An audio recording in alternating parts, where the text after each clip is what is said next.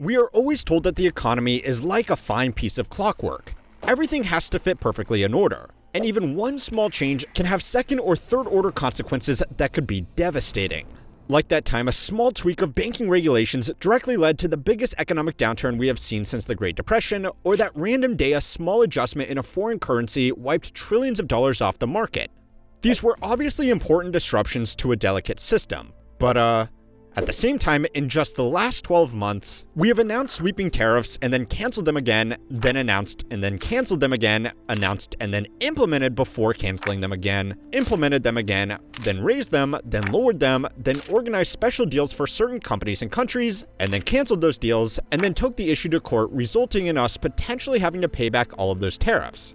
And now we are implementing them again on countries that don't want to give us Greenland, and oh yeah, we have threatened our most significant allies and largest trading partners, threatened the chairman of the Fed, threatened individual companies, threatened the basic fundamentals of consumer finance, while also re-implementing debt repayments that people had been pretending to ignore, all at the same time that we shook up healthcare, fired tens of thousands of government workers, and then hired most of them back, and then fired some of them again, and then closed the department that was doing the firing in the first place, while we still accumulated new debt at a record rate because one of the most sweeping tax changes in recent decades.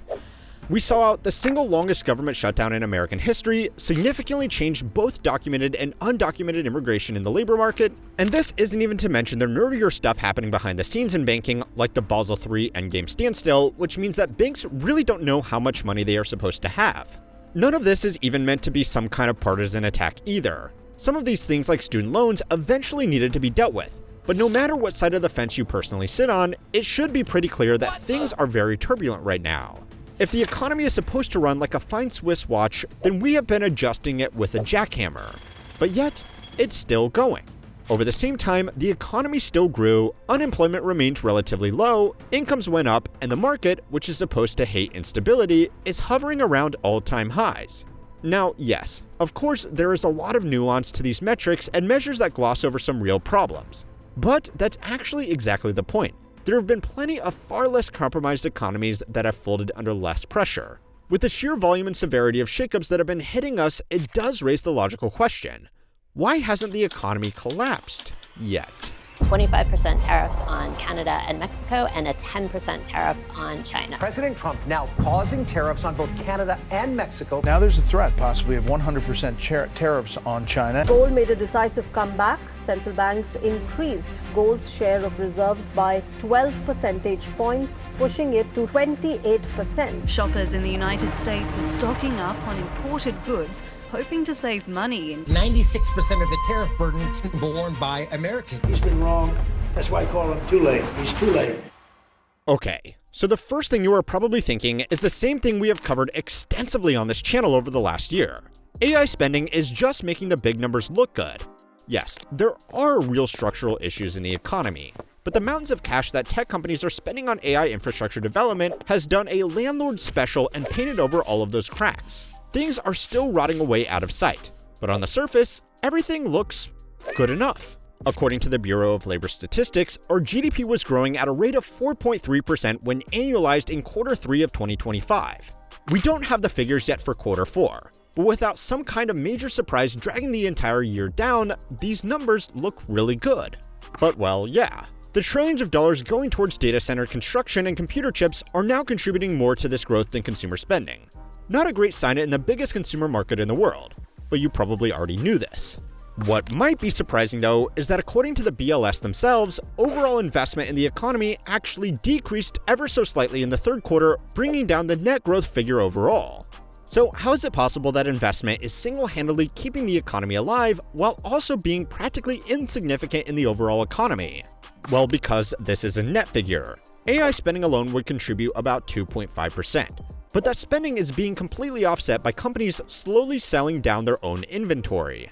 When a business or person buys inventory or some kind of other produced asset, it gets counted as a positive investment. But when they sell it, it's subtracted from that same category. This is how statisticians avoid counting the same thing twice if, for example, a machine shop made a part in one quarter, kept it in storage for a little while, and then sold that part to a customer in the next quarter. Only one part has actually been produced, so only the final price should be counted.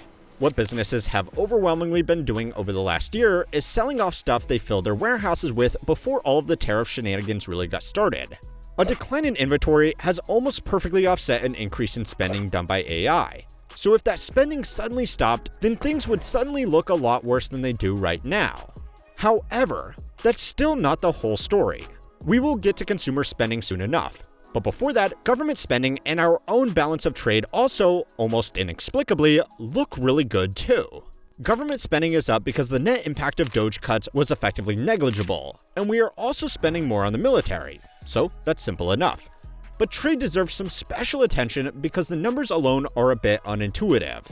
A reduction in imports is actually good for GDP, and according to the data, we are simultaneously exporting more and importing less at the same time, which raises the uncomfortable question. Are the tariffs actually working? Well, spoiler alert, no. But it's time to learn how money works to find out why these positive figures might actually be far more dangerous than we realize. This week's video is sponsored by Monarch Money. Monarch Money is a private, ad-free personal finance platform that brings all your accounts into one clean dashboard. It automatically tracks your spending and net worth, and helps you stay financially aligned without juggling spreadsheets. Instead of just showing where your money went, Monarch makes it easy to see the full financial picture, make smart adjustments, and make progress towards your goals with confidence. Plus, with bank-level encryption and read-only access, it's secure and thousands of users have given it a 4.9-star rating. I started using Monarch for my monthly budget check-ins, and it's been a game-changer. All my accounts, cards, loans, and investments sync from over 13,000 institutions into one beautiful view on web or mobile, saving me time hopping between apps. I love the flexible budgeting that separates fixed and flexible spending with customizable rules and categories. And the insights explain spending changes or unusual transactions in plain English, helping me stay aware without constant alerts. Seeing my net worth trend and goal timelines for saving or paying down debt makes progress feel real and motivating without the stress. Try Monarch yourself. Go to the link in the description and use code HMW50 for 50% off your first year.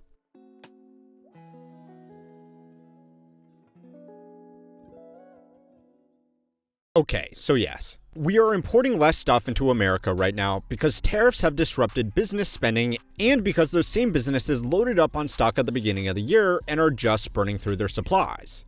It's not exactly the success story of everybody suddenly deciding to buy American after a tariff got slapped on the imported alternatives because, well, often there is no American alternative. So that's not great, but at least we are exporting more stuff, right? Well, exports have indeed increased, which sounds shocking considering that we have really been testing our trade relationships. But it becomes a little less shocking when you realize what we have been exporting. The fastest growing category by far is precious metals. From October 2024 to October 2025, total exports grew by $26 billion after accounting for inflation. Of that number, $14 billion was just from increased gold exports, a 517% increase from the year before. Now, partially this was because each ounce of gold we sold was worth a lot more, but that price appreciation was largely thanks to everybody trying to diversify away from the US dollar to a reserve asset, so I don't exactly know if we could call that a win.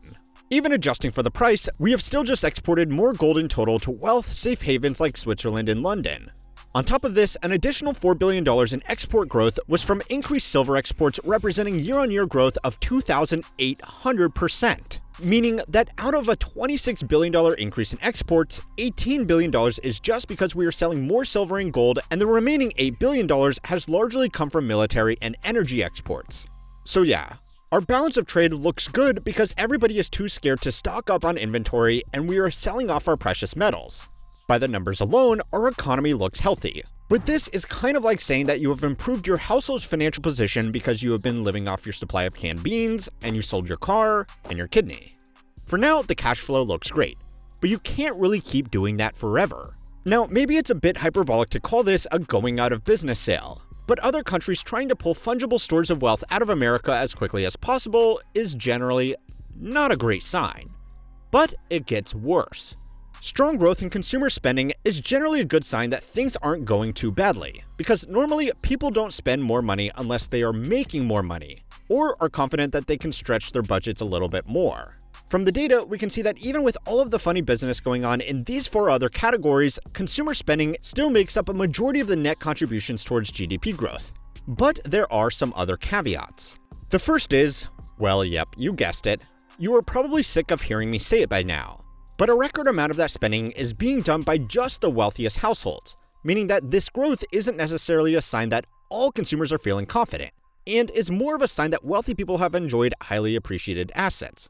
But for the sake of this question alone, that actually doesn't matter. If the economy was seriously hurt by any of this turbulence, or even if these households thought the economy would be hurt, we would still normally expect them to reduce their spending as their businesses failed, their bonuses shrunk, or their investments faltered. But they aren't. If anything, they are actually spending too recklessly, resulting in a record number of very high-income households getting themselves into financial difficulty. It might be really dumb for the individuals, but it does mean that businesses have been very comfortable producing lots of goods and services, even if they are increasingly catering just to the wealthy. So maybe the rumors of our impending demise were greatly exaggerated after all, right? Well, you probably should have seen it coming at this point, but let's take a look at a good number and explain why it's actually a bad number. Most of the growth in this consumer spending came from healthcare and other non-durable goods, which the BLS notes was primarily made up of pharmaceuticals. It's no secret that insurance and prescription prices have gone up for most households, but these measures are supposed to account for those price increases and just look at the actual services being provided. So there are actually three things that have been driving this extra output from the healthcare industry. The first is simply that we just need more healthcare. An industry report by McKinsey generally summed it up that Americans were on average getting older, fatter, sicker, and less engaged with their health.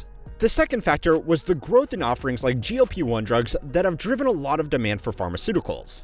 And the third variable is simply that a lot of people are afraid that they are going to be pushed off of their health insurance plans in the coming months, so they are in a bit of use it before they lose it situation.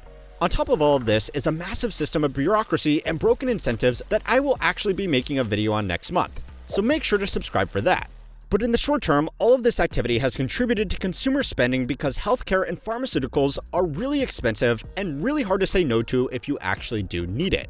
So hopefully all of this adds some relevant and slightly depressing nuance to an apparently red-hot economy. This economic growth is really good. There is no denying it. But a lot of the factors contributing to that growth are either not sustainable or not discretionary, and that's before we consider the biggest caveat of all. Our economy may have grown by around 4%. Again, depending on what Q4 results look like. But the US dollar has fallen by over 10% compared to most other major currencies. Now, it's not as simple as saying that this means we are really 6% worse off, but this kind of rapid currency depreciation quietly helps some of these figures look better than they should be right now, while simultaneously indicating some problems in the future. For example, the stock market has grown to record highs, which helps explain why wealthy households are still willing to do a lot of spending. But when denoted in most other currencies, the market has either traded flat or actually gone backwards slightly. This currency depreciation has also made our exports cheaper and imports more expensive, helping to explain the boost from both of these categories. A person that has seen their stock portfolio increase by 10% in a year might be happy to spend a little bit of extra cash. But when an overseas vacation or imported car is 10% more expensive, then some local alternatives suddenly look a lot better. Now, if we were actually a net exporting economy, this might actually help us out a little bit by making our exports more competitive in global markets. But unfortunately, we are the largest net importer on the planet, so what it will actually do is just make most things more expensive. This is also on top of the tariffs, which, according to a study conducted by the Kiel Policy Institute, have overwhelmingly been paid for by regular consumers. The report tracked the end price of 25 million transactions and found that foreign exporters were absorbing around 4% of the costs, with the remaining 96% being passed through to households. So yeah, individually we are importing less, while paying more for it. It's not great, but it still is not the collapse that a lot of pundits might have predicted. The reality is that it's just too early to tell. The American economy is not invincible, but it is both very large and very privileged. The size of our consumer and financial markets mean that things are not going to play out as quickly as they would in most other countries that are a lot easier for foreign institutions to move away from when things look risky.